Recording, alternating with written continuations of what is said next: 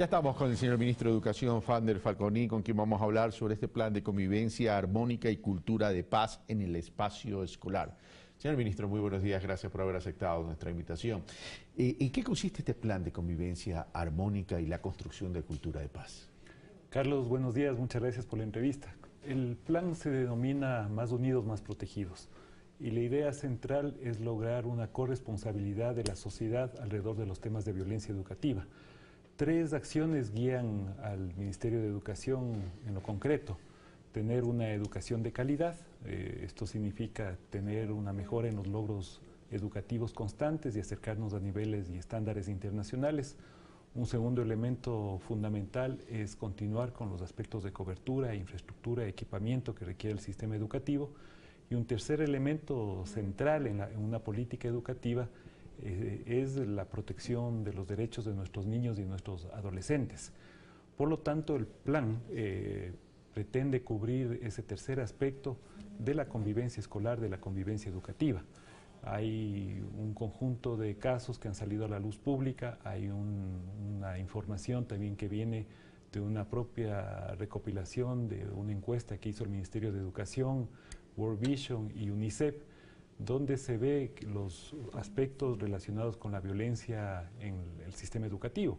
Y por lo tanto el deber de una autoridad es generar los espacios suficientes de acción, de articulación y de corresponsabilidad. Si bien este estudio determina esos niveles de violencia, ¿cuál es el origen? ¿Cuál es la causa? Porque no es cuestión solo de ser disuasivos, sino también de trabajar mucho en el tema de la prevención.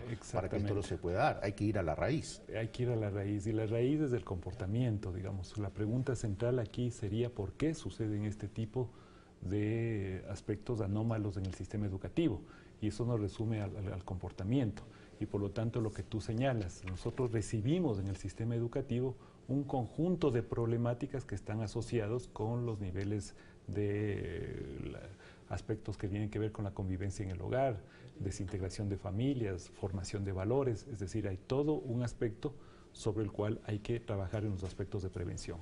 En lo concreto, nosotros hemos dado unos pasos adelante en estos días. Hemos primero, yo diría que trabajado mucho en el protocolo de acción, es decir, que debe haber claridad en aquellos casos que deben ser judicializados, llevados a la justicia jurisdiccional. Esto es una articulación con la Policía Nacional, con los órganos jurisdiccionales, con la propia DINAPEN. Un segundo elemento tiene que ver con lo que debemos hacer nosotros en el sistema educativo. Y ahí hemos emitido un protocolo de acción absolutamente claro y riguroso que tiene que ver con el comportamiento de las autoridades educativas frente a este tipo de problemáticas. Ahora, pero no solo debería ser el protocolo de comportamiento de las autoridades educativas frente a la problemática. Aquí lo importante sería detectar si este tipo de violencia educativa se está dando entre alumnos o se está dando de docentes hacia alumnos. Hay distintas problemáticas. Lo que sí también quiero destacar, digamos, de mi mensaje, es que nuestros centros educativos son centros de convivencia, son centros de paz. Nosotros tenemos que tener la garantía que estamos recibiendo una educación de calidad en los distintos niveles y que estos casos hay que tratarlos y hay que tener una suficiente decisión para enfrentarlos. Efectivamente, digamos, en los aspectos de convivencia escolar, marca mucho la actuación de la autoridad en el sistema educativo. De acuerdo a este estudio, por ejemplo, de UNICEF, World Vision y el Ministerio de Educación, 1 de cada 5 estudiantes ha sido víctima de algún tipo de violencia en las aulas, asociadas con el maltrato estudiantil, con el bullying, y cuando eso aumenta, digamos, por la frecuencia, eso pasa a denominarse acoso escolar, y eso también hay un número alto respecto a esta problemática. Entonces, básicamente, esto nos motiva, digamos, no solo a actuar sobre los protocolos de acción, sino también sobre los aspectos de prevención. Y aquí tenemos una estrategia muy interesante, yo diría que se la viene realizando desde el año 2014 con mucho énfasis, que es el fortalecimiento de los departamentos de asesoría estudiantil, los llamados DESE. En este momento los DESE están cubriendo al 54% de planteles que tienen más de 900 estudiantes, y los DESE tienen como función central digamos, justamente la prevención, el tratamiento, el cuidado, el generar un conjunto de políticas educativas y evidentemente en aquellos casos que así se lo requiere, sancionar. Ahora, entonces ese es todo un aspecto de una estrategia que yo diría que es bastante integral para enfrentar este tipo de problemáticas. Este tema de la convivencia armónica y de la cultura de paz en el espacio escolar, también deberían intervenir los padres de familia. Así es. Hace mucho tiempo, cuando la ministra era la actual, bueno, ya no creo que esté embajadora en Argentina, Gloria Vidal, se habló incluso de ingresar a una especie de escuela para padres para que intervengan en el tema educativo, no evidentemente en las cátedras, pero sí como para fortalecer esta estructura educativa en la formación de los chicos. Exactamente.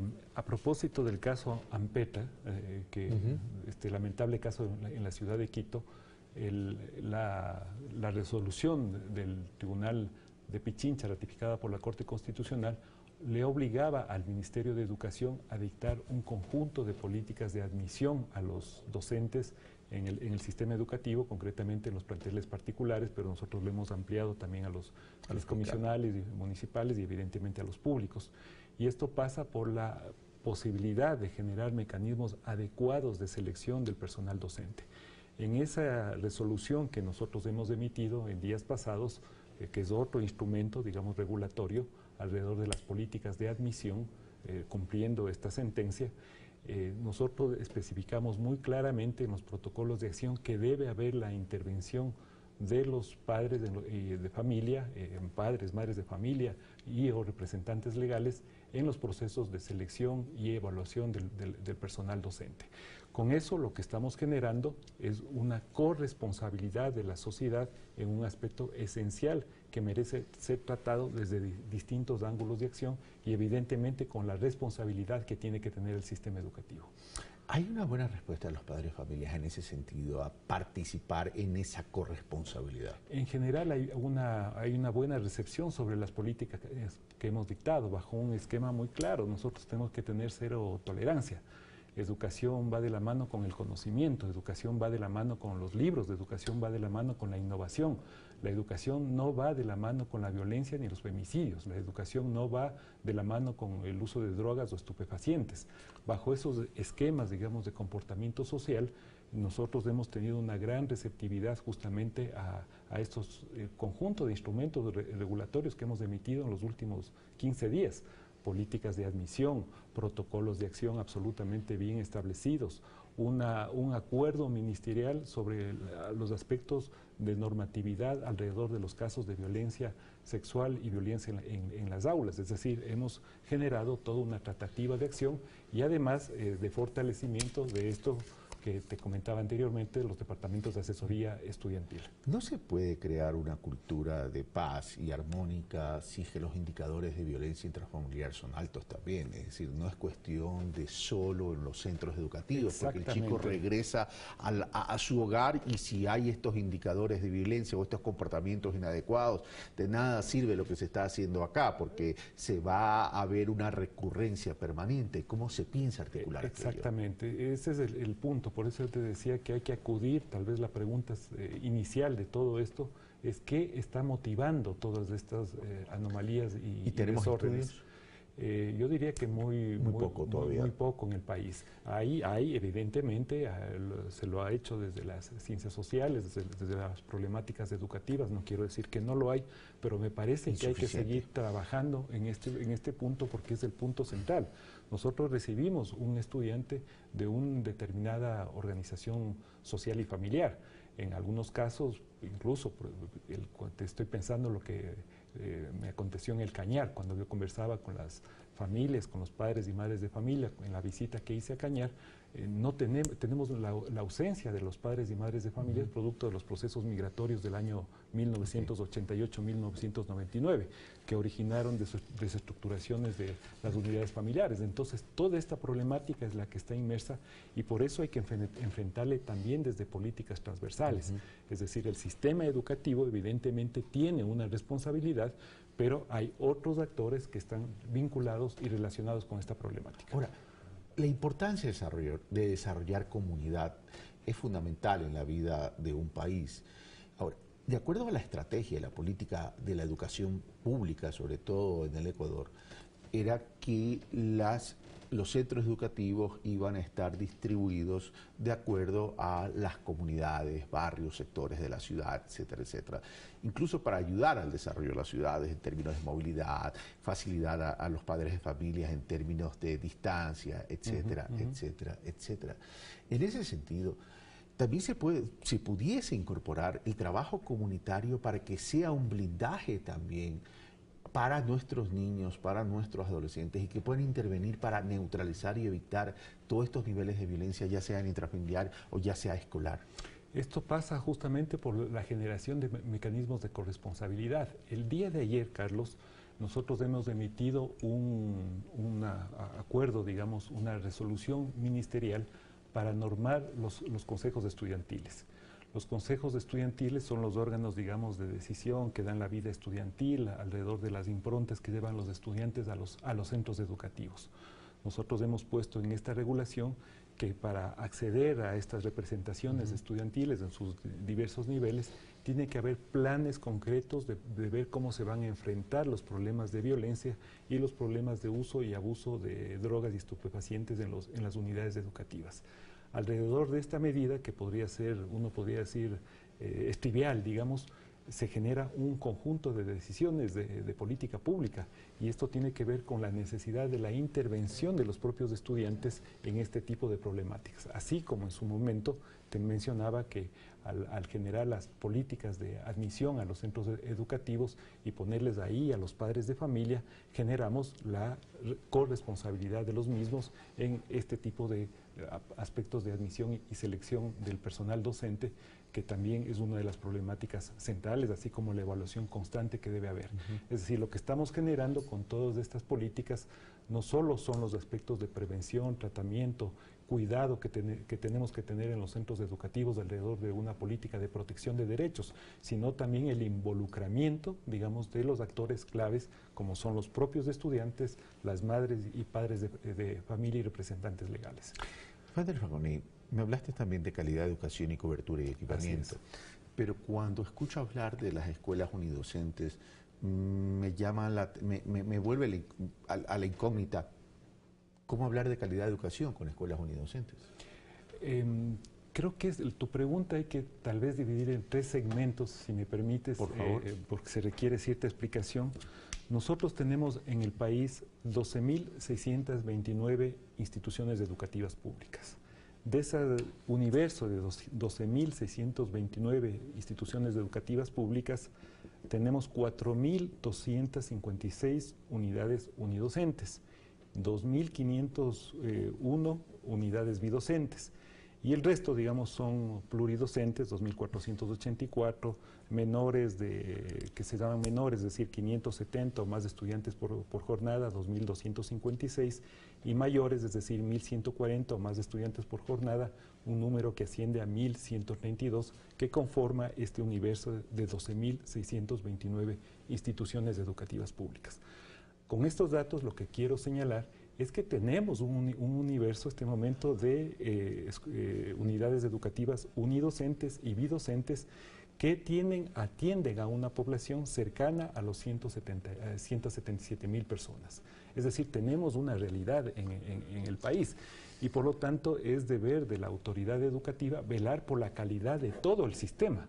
Es decir, el primer mensaje que estoy diciendo en forma muy clara es que tenemos todavía un universo bastante amplio de unidades educativas unidocentes y bidocentes, porque a veces no se entiende esta problemática. Se cree que en el país ya no hay unidades educativas unidocentes y bidocentes, y tenemos un mapa en todo el país donde tenemos esta realidad. Pero eso me lleva a una pregunta, Hunter, es decir, si están cubriendo 176.000 chicos entre niños y adolescentes, si bien eso puede interpretarse como una cobertura para esos 176.000, no significa que la existencia de estas escuelas unidocentes sean de calidad, y por otro lado me genera otro signo de interrogación. ¿Por qué agregar más escuelas unidocentes cuando ya tenemos detectado el problema? Exactamente, y la idea no es agregar más escuelas unidocentes, la idea es trabajar sobre la calidad en general del sistema. El otro ámbito de acción, digamos, está alrededor de lo que se llama la nueva infraestructura educativa, la cual ya lo defiendo. Es decir, la nueva infraestructura educativa, concretamente lo que se llaman escuelas del siglo XXI, repotenciaciones, unidades del milenio. Lo que tenemos en la práctica, al llegar al ministerio, una de las primeras cosas que dictaminé es hacer un estudio de impacto sobre las unidades educativas del milenio. Y tenemos ya resultados preliminares. Los resultados preliminares me indican que tenemos mejoras en los logros educativos y en los niveles de cobertura. Es decir, son dos resultados bastante positivos. Quiere decir que la nueva infraestructura provocó, digamos, mejoras en los aspectos educativos y en los aspectos de cobertura. Es decir, estamos atendiendo a una población mayor. Evidentemente, en esos procesos de fusión administrativa y de fusión técnica, puede haber problemas relacionados con el transporte que lo queremos corregir para el ciclo cierre. Es decir, tenemos tres aspectos de esta problemática que es importante atacarlos. Primero, el sistema en su conjunto, que tiene esta tipología de instituciones educativas en las cuales todas tienen que mejorar los aspectos de calidad, todas, porque la calidad es un aspecto esencial. El segundo es proteger, digamos, un aspecto que está relacionado con la nueva infraestructura, concretamente con las escuelas del milenio, que son exitosas en los aspectos de logros y cobertura educativa. Y tercero, corregir aquellos aspectos producto de estas fusiones y producto de la supresión de escuelas unidocentes que podrían tener determinadas problemáticas. Ahora, el tema calidad es recurrente en todas las actividades, pero la actividad debe ser no solo un deseo, sino un objetivo cualitativo y cuantitativo, y en ese sentido los indicadores son fundamentales. Por ejemplo, ¿cuál es la calidad de nuestros estudiantes frente a países más avanzados en términos de sistemas educativos o de países más desarrollados que el nuestro? Matemáticas, en la comprensión, en la lectura, en algunos de los rubros que son importantes para medir la calidad. Yo te diría, Carlos, que incluso tenemos estandarizados ya la prueba Ser Bachiller. Recordemos que se acaba de tomar la prueba Ser Bachiller en todo el territorio nacional, con énfasis en el ciclo Sierra. El 24 de julio vamos a tener los resultados de la prueba Ser Bachiller en sus dos acepciones. Recordemos que la prueba tenía dos objetivos centrales: promediar la nota final con un 30% de los estudios de bachillerato, y por el otro lado, digamos, incrementando un módulo en las temáticas del examen, digamos, de conocimientos y destrezas, convertirse en el paso hacia la universidad. Estos resultados de estas pruebas nos van a dar bien la problemática, digamos, de nuestro sistema educativo, porque ahí vamos a ver quiénes están bajo un promedio determinado. Vamos a poder segmentar a través de lo que está pasando con la educación pública, la educación privada, la fiscomisional y la municipal.